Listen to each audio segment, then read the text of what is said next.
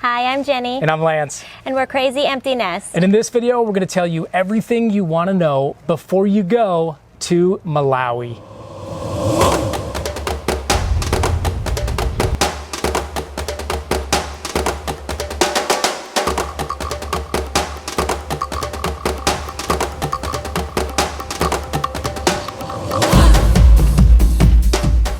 So guys, we had never been to Malawi before, and this is Jenny. This is your first time on the African continent. Yes. So we want to give you guys just some tips and some things to know if you've never made a trip to Sub-Saharan or Central East Africa or Malawi. Some just tips and things you might want to know, what you want to bring, what you don't want to bring, some things that may be a little bit different than you're used to. We're going to give you all that. So for those of you who aren't familiar, Malawi is a landlocked country kind of in East Central Africa, surrounded by Congo, Mozambique, touches a little bit some of the other countries, Tanzania. Zambia is in there. Yeah, I'm sorry, we went to all these countries. I should know this, right?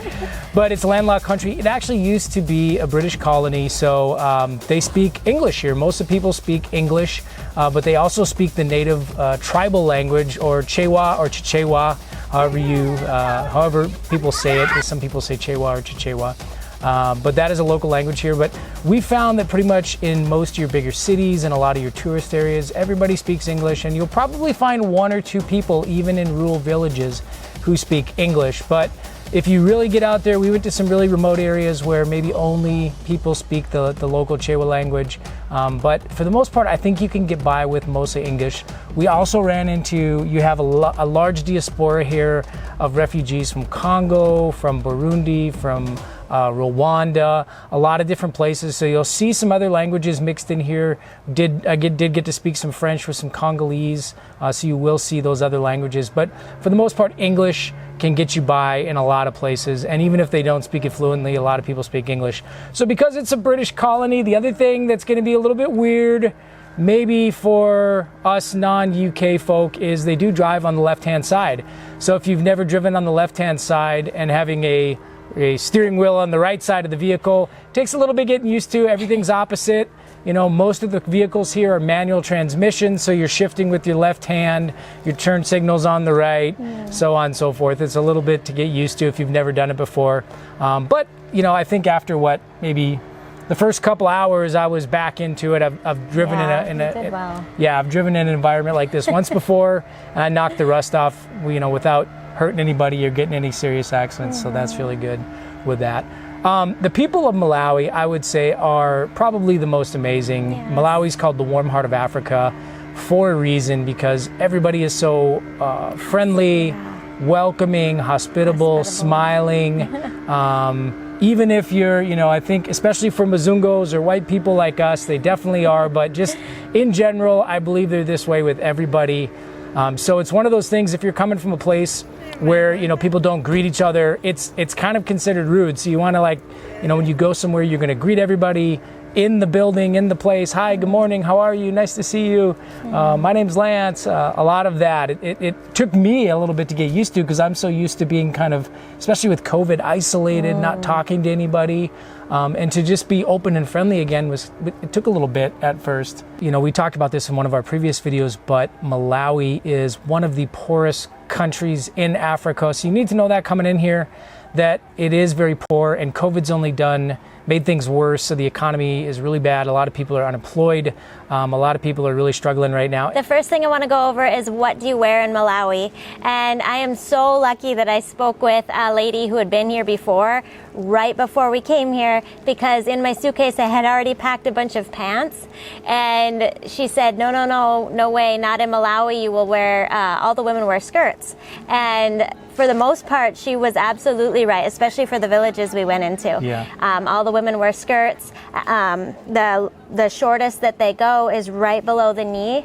They're a lot more modest here. So right now we're on a resort, so I'm in a tank top and skirt with a slit. But in the villages, I would wear more modest, at least short sleeve, if not long sleeve, in the villages with my long skirts. I would even say, we didn't even see, unless they were young girls, like some of the teenage girls maybe dress more Western style, wearing shorts or like a crop top top or tank tops, but I didn't see really any women over like the age of 18 wearing that stuff anymore. It's kind of like, you know, it was very modest. Even with men, it's funny, I'm wearing shorts now. I would never wear this because they would laugh at you. Nobody wears shorts here. It's all pants. You won't see any men wearing shorts anywhere unless you're, you know, on a resort or at a beach or something like that. Then it's a little bit more acceptable, but in most of the villages and towns, it's pants all the time. And they tend to dress up. I think, you know, both men and women dress up a little bit more. I think the whole time I was here, I was wearing dress pants and dress shirts a lot, because that's kind of what I saw a lot of the locals wearing. And it's just kind of considered that, you know, if you're gonna wear your best if you're out in public, if you're doing some things. Now, if you're working, you know, we've got fishermen in the background screaming and yelling and getting fish. If they're working or doing manual labor, that's something totally different. Or if you're at a resort area, it's totally acceptable to be wearing pants and tank tops and things like that. But you will see that. It's a lot more modest dressed, and I think they probably dress up a little bit as well. And I'm glad we came here in the winter, what's considered winter here, because I guess sometimes it gets to 110 and they're still wearing the same long sleeve, long skirts. It doesn't pants, matter on the temperature. Yeah, so you'll definitely see that. And then there's also, you'll have a large Muslim population here, so you'll see some of the more Muslim areas. Obviously, you'll see women wearing the hijab, and that's going to be a little bit more conservative dress. We got here right at the end of Ramadan, so Jenny, just to be respectful, put a headscarf on just for the final days of Ramadan. You will see some of the local women as well. If some of the local women are going out to do, you know, say going to church or going to some, maybe a wedding or some event like that, you will see all of the women wearing kind of a headscarf. And we did a video on Instagram if you saw it. I think it's called a chalundru, but it's basically they wrap, you know, kind of, you've probably seen it, women in the African women in the US do it as well, or in North America, where they actually put like a kind of a head wrap on to cover their hair. We'll see that, and it's very common, and Jenny learned how to do it now, and you could... Yeah, with some help. We'll see if I can do it by myself. Yeah. But it's beautiful. Yep. As far as footwear goes, I wore sandals the whole time, mostly because of the heat, and I noticed that most of the women in the villages wore the flat shoes, like the ballet flats, I guess I call them. And yeah, either that or barefoot. So I brought some hiking shoes, but honestly, they have been sitting in my suitcase and I haven't worn them once. So we also brought some water shoes as well, and we are planning on doing some water activities here at the lake, but this will be the first time we use them, if at all. And I think that if you were here during the rainy season, that would be probably something that'd be my first set of shoes, would be like, let's bring water shoes for the rainy season, because you just never know. Roads might be washed out, you might be pushing your car through God knows what, you know, so I would probably pack that, depending on the season you're here for, looking at that. Yeah, but I wore hiking shoes maybe once or twice, and it just seemed kind of weird because nobody was really wearing them at all. The other thing is, you'll notice, like, I'm not wearing a hat. I probably should be because I'm in the sun, but nobody wears hats here. So if you're one of those guys, you like wearing your ball cap all the time, you're going to stand out like a sore thumb because nobody wears hats at all. For them, they just get in the shade if they have to be in the shade versus wearing a hat. But I didn't really see, other than, a few maybe Westerners or something like that, no ball hats or even just, like a floppy hat or anything. But if you're one of those people that's maybe sensitive to the sun, I would definitely recommend bringing something like that. As far as the guys go, yeah, I pretty much saw the guys either wearing, like a slip-on sandal like you see in a lot of places in Africa, or dress shoes. That was really it. Didn't see a lot of tennis shoes, didn't see a whole lot of hiking shoes. Saw some of the younger guys wearing, more like a Timberland style boot or something like that once in a while, but that was really rare, and it was a lot more of the younger guys wearing that. Most of the time, it's, the kind of the slip-on sandal or some sort of dress shoe is really all what, all the guys wore here. So let's talk a little bit about things you have to worry about here. Probably the biggest thing you have to worry about is malaria, especially when you get close to Zambia. That tends to be a lot more malaria, and there's certain seasons where malaria is more prevalent. We did bring, like a doxycycline. We brought anti-malaria medicine with us.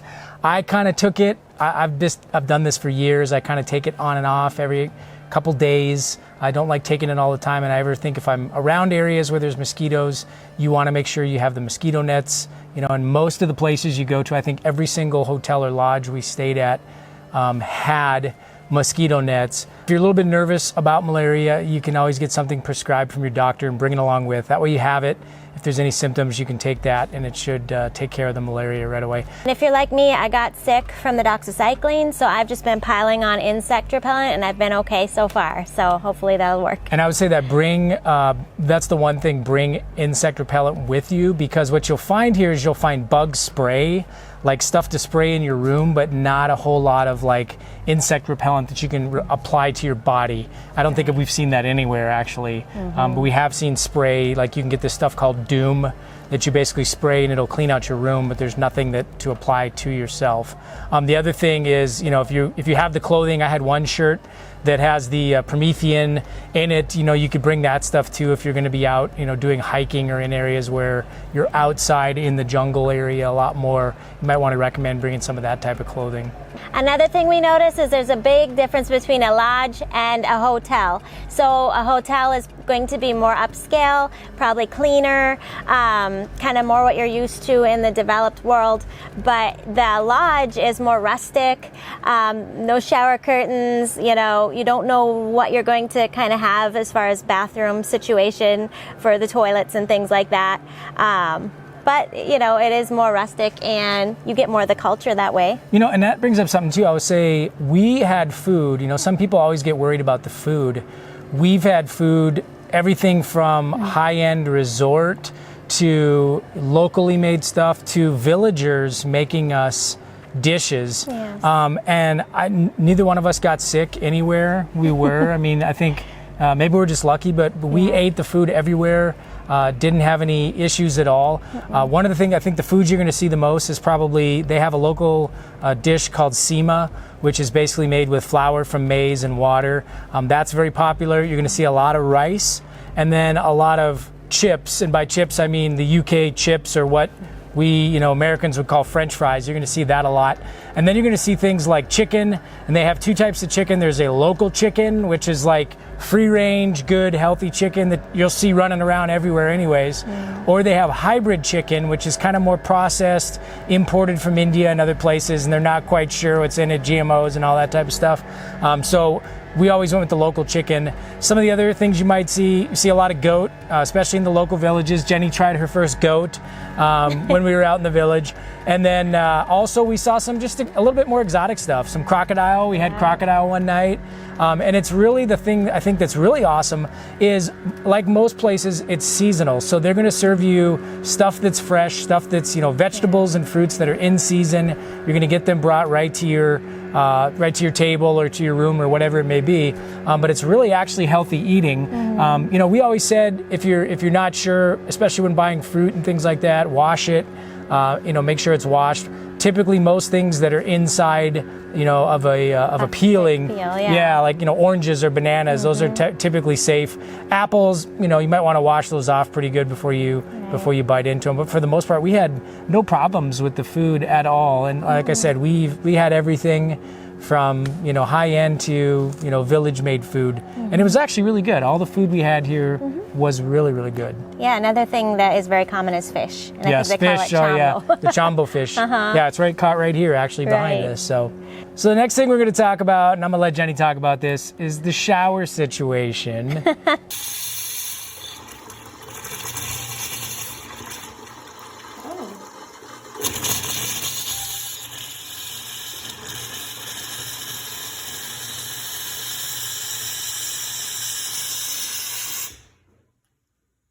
So we mentioned, there's the high-end hotel. The lodge is more for the, traveler that just needs a place for the night. But what was up with the water in the shower situation, Jenny? So, they have like their homemade hot water heater systems and stuff. And I learned kind of as we were staying actually at a hotel, a very nice hotel. It was only certain hours could you get any water pressure at all, much less a warm shower.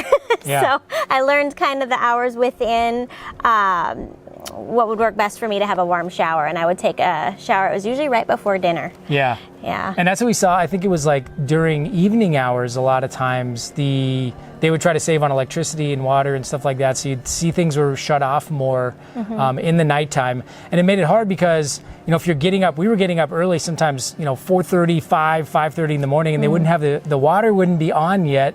So you have to go without a shower for a day, which kind of sucks. But, we made do. And then we started figuring it out like, okay, there's certain times that have showers. And I don't think it matters if it's a hotel or a lodge. Actually, we've had better water at some of the lodges than we did at some of the high-end hotels. Right. So it's kind of hit and miss. Right. That brings up another thing too. Let's talk a little bit about cell service and internet service. So we understand that there's hardline internet that you can get, but we never saw it anywhere.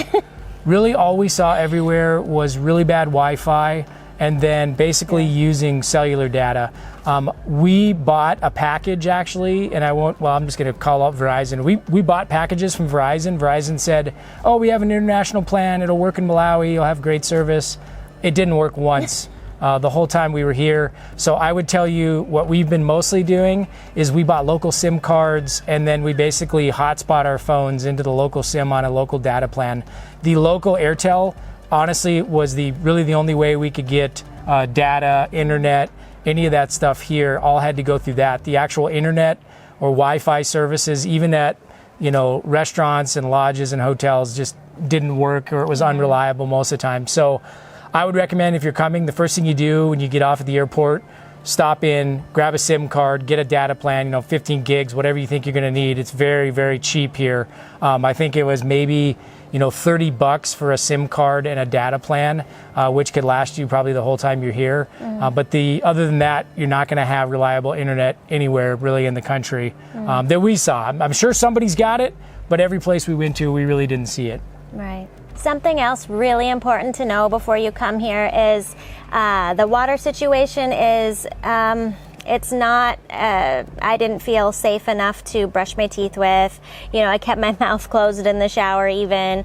And so I was brushing my teeth with like bottled water, kind of rinsing off my toothbrush and everything with that. And we just drank bottled water the whole time. Lance did bring the Sawyer water filters, which we didn't have to use yet, but it was actually really nice. I'm glad he brought those because in one of the villages we were at, he was able to show some of the people there how that works, and it was amazing. I think you got like water out of a laundry bucket or something. It was like the women were doing laundry and it was dirty, and I asked them for it, and then and it was able to filter it, and everyone tried it and they couldn't believe how clean the water was after that. So and I think it's situation dependent. I've been in I don't know how many countries, 30, 40 countries. I tend to, it's just me, I brush my teeth with the local water. I think my GI tract has built up enough tolerance over the years that I don't worry about it. But it's situational because we had one place where we turned the water on and it came out brown. Obviously, that's a place that's like, all right, I'm going to skip that. I'll use the bottled water on this place.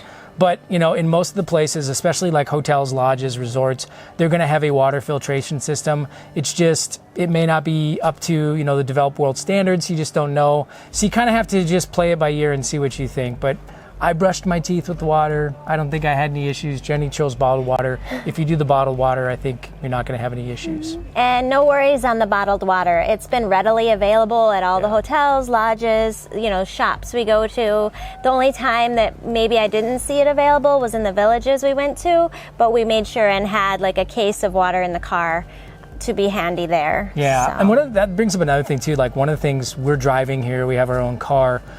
One of the things I always just bring with is we throw a case of water in the car.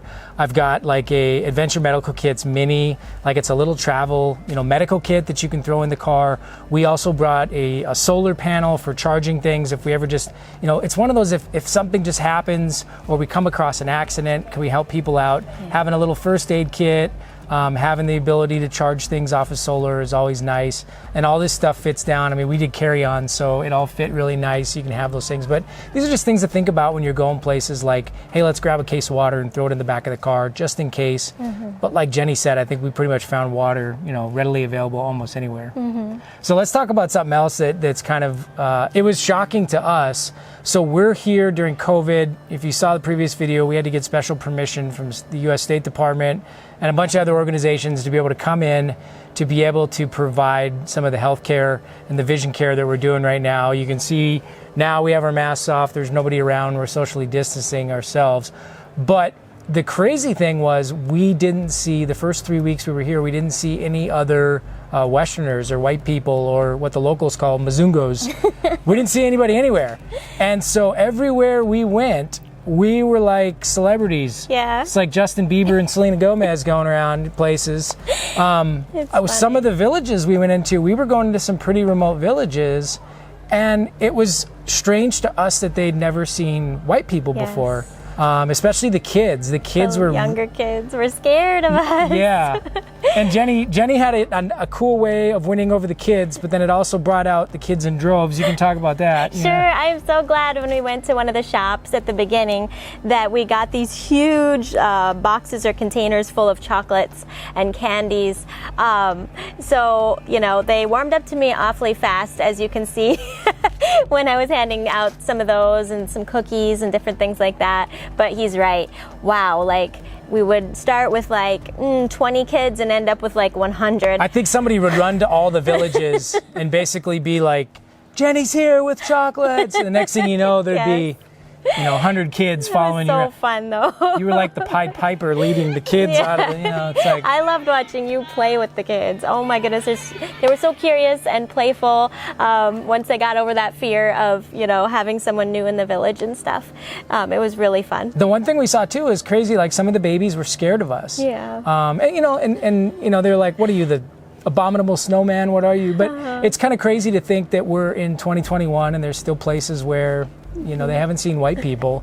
But I tend to be, what it is smile, be friendly, and the kids learn really quickly, especially I was playing with the kids. They know right away that, this Mzungo's nice. He's going to be fun with us. I was playing hide and seek and chasing them around. And the other thing, too, you have to watch out for is if you get out at the shops or the market, especially some of the crowded markets here, you will get mobbed with people, trying to sell you stuff, fighting to sell you stuff. Even in the car, people would run up with bananas and apples and whatever they got, trying to sell you stuff. So you just have to be careful with that. And, you kind of have to just tell people, no, give them the no sign. Right. They'll kind of understand that. But, one of the ladies we talked to here from Sweden said if she would try to go to the market and she would just get mobbed, like people literally fighting to try to sell her stuff. And she was like, it got stressful. It got stressful and uncomfortable for her, and she just doesn't really like to do it anymore. Yeah. So you just have to know that you're going to stand out here, and people are going to, they're going to come up and talk to you, and they're going to be friendly, but they're also going to want to sell you stuff as well. As we're nearing the end of our trip here, a couple things I really wish I would have known is there is no contact solution to be found from what I've seen so far. And mine is running out. So I might be wearing glasses for the last part, which is fine. Because I only brought a little bottle and it's out. So here in Malawi, contacts are kind of a luxury item. They're just too expensive, I think, for most people. Maybe if you found an optometrist and talked to them, maybe they would have some contacts and maybe contact solution, but it's not readily available in the stores from what I've seen. Yeah, and that comes up to another thing too that's not readily available, which for this one here, it's kind of it's a necessity, and that's coffee. Do you want to talk about that? So there is instant coffee at most of the places, but it's not the best tasting. It's not what we're used to. I guess we're spoiled. But we are glad that when we were in Lilongwe, the capital city, we got some already ground coffee and also some coffee beans, because Lance brought his grinder that we take camping and things. He brought that with, and also his, what is that? The pour over. The pour over. Yeah, so we just did like a pour over filter we brought with as well. So we'd heat the bottled water in the little teapots that they give you in the rooms, and we'd do the pour over in the morning.